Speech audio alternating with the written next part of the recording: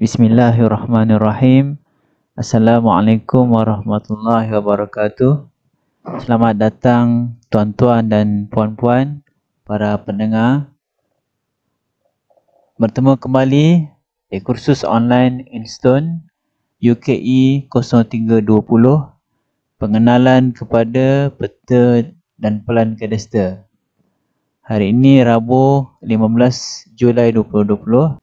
Saya Afandi bin Casto, Juruko Instone yang kader dari UPERM, yang akan bersama tuan-tuan untuk berkongsi pengalaman dan pengetahuan tentang peta dan pelan kadasta atas pengalaman yang sedia ada.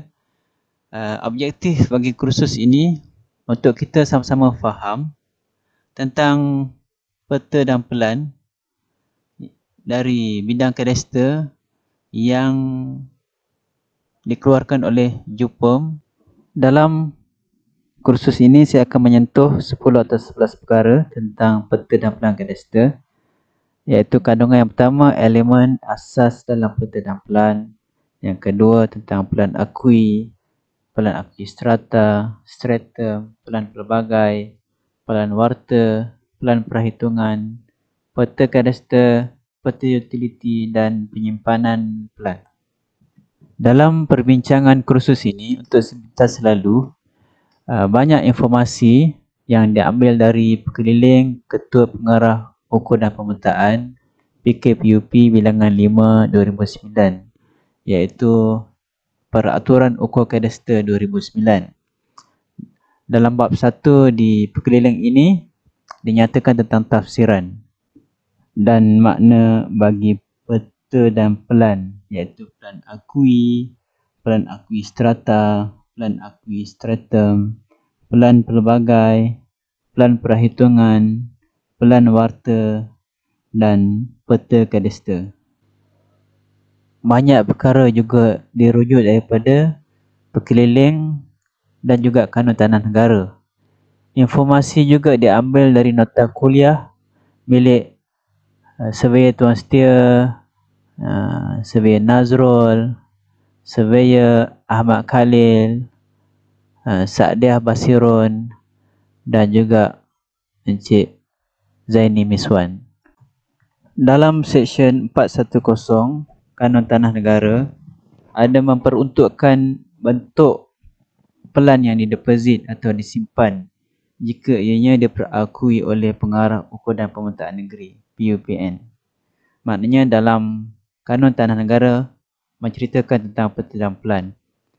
Pelan yang dideposit atau yang disimpan dan lain pelan yang disebut dalam KTN termasuklah pelan warta, iaitu dalam seksyen 62, 63 dan 64 KTN, dan juga pelan perhitungan disebut dalam seksyen 5 dan seksyen 400A. Pelan yang dideposit yang ketiga ialah pelan permintaan ukur. Ia berkaitan dengan seksyen 79-1 dan seksyen 83 Kanun Tanah Negara. Manakala yang keempat, pelan yang dideposit ialah pelan hak milik tanah. Ia berkait di bawah seksyen 86C dan seksyen 87C Kanun Tanah Negara 1965. Pelan-pelan yang berkait dengan Kanun Tanah Negara tadi saya kemukakan. Yang pertama, pelan warta secara sepintas lalu, bernombor 1689. Pelan warta dia berwarna-warni juga, ada ditambahkan warna hijau dan sebagainya.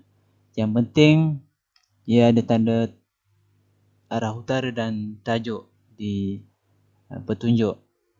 Seterusnya, sepintas lalu berkaitan pelan perhitungan. Perhatikan di ruangan tajuk dan ruangan grafik. Ia ditandatangan oleh biasanya Juruko Tanah Belisin, ya, untuk dikemukakan di pejabat tanah.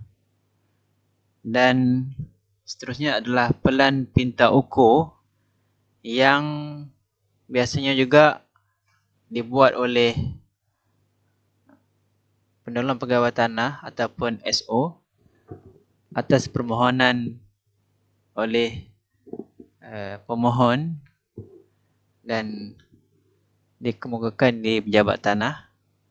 Seterusnya ditunjukkan sebitas lalu pelan hak milik tanah yang dilorek dengan warna hijau di atas slot tersebut. Pelan ini dikemukakan bersama di dalam geran hak milik tanah setiap pemilik hartanah tersebut. Baiklah, saya ingin sorot kembali kandungan kursus ini. Saya ingin sentuh tentang yang pertama, elemen asas dalam peta dan pelan, seterusnya pelan akui dan pelan akui strata serta pelan akui stratum. Baik. Dalam topik pertama tentang elemen asas dalam peta dan pelan. Secara istilahnya, peta dan pelan ialah persembahan grafik bersimbol yang menunjukkan pelbagai fenomena yang terdapat di permukaan bumi hasil dari proses unjuran mengikut skala yang sesuai.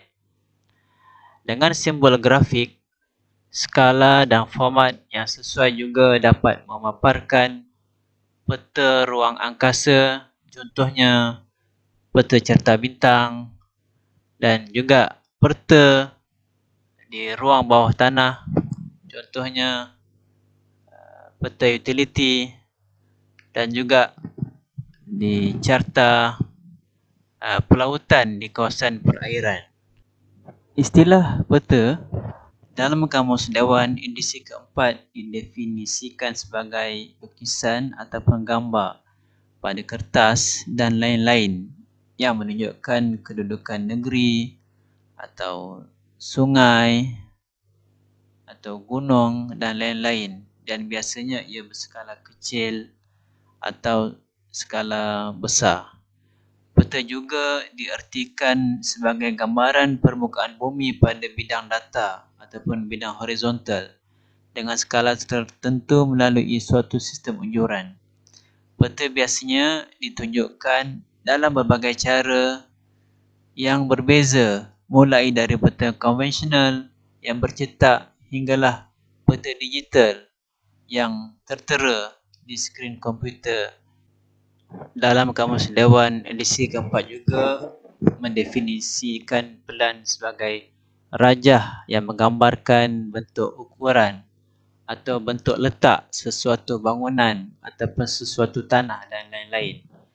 Ia juga sebagai lukisan mengikut skala bagi susun atur, bilik dan sebagainya pada suatu lantai sesebuah bangunan. Dalam aspek kadaster, pelan bermakna sesuatu pelan yang diluluskan oleh pengarah ukur dan pemetaan, sama ada dalam bentuk salinan cetak ataupun salinan berdigit. Ini dijelaskan dalam Peraturan Ukur Kadaster 2009 di bawah perkeliling pengarah ukur dan pemetaan. Bagi lukisan peta dan pelan, pada zaman ini peta dan pelan dilukis menggunakan pen teknikal berdakwat hitam.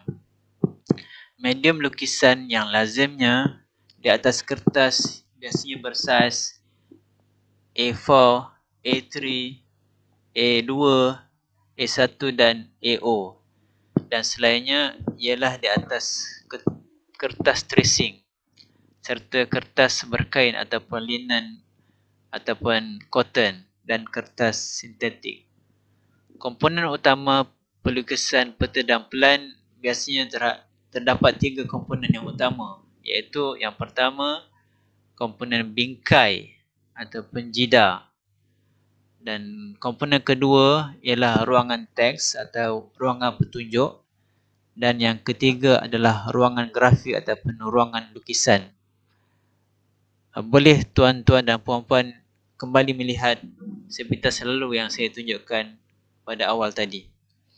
Bagi skala peta dan pelan.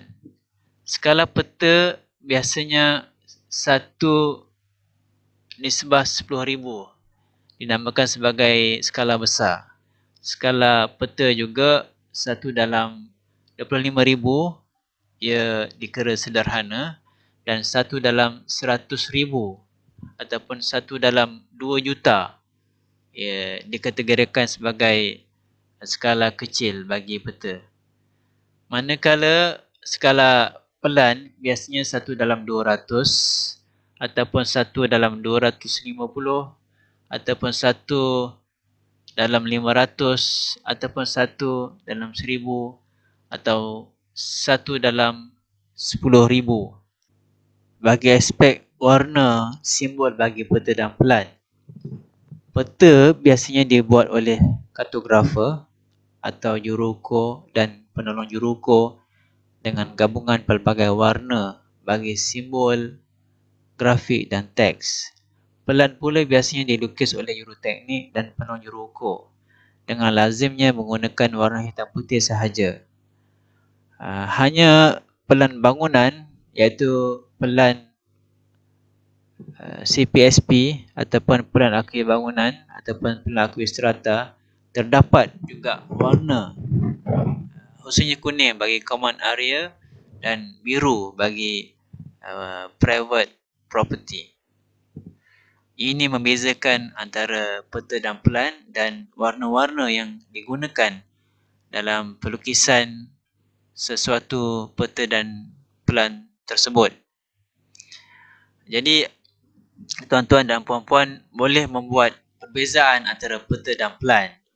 Boleh dikatakan ada 6 perbezaan yang ketara tentang peta dan pelan ini. Peta khususnya berskala kecil, manakala pelan biasanya berskala besar. Yang perbezaan kedua, peta biasanya menunjukkan kawasan yang luas, manakala pelan menunjukkan kawasan yang terhad. Dan perbezaan ketiga adalah objek ditunjukkan kurang jelas pada peta, manakala pada pelan objek dapat ditunjukkan dengan lebih jelas. Dan yang keempat, pada peta dilukis menggunakan teknik kartografi, jadi ia agak rumit dan agak mahal, manakala bagi pelan biasanya menggunakan teknik melukis biasa secara terus dan mudah. Perbezaan yang kelima, peta dan pelan ialah bagi peta proses unjuran yang terperinci, manakala bagi pelan proses unjuran ia yang lebih mudah secara oktagonal. Dan yang keenam, bagi perbezaan peta dan pelan ialah peta biasanya berwarna-warni dan pelan pula biasanya dilukis secara hitam putih. Dan sekian dahulu untuk segmen yang pertama ini. Jumpa seketika nanti.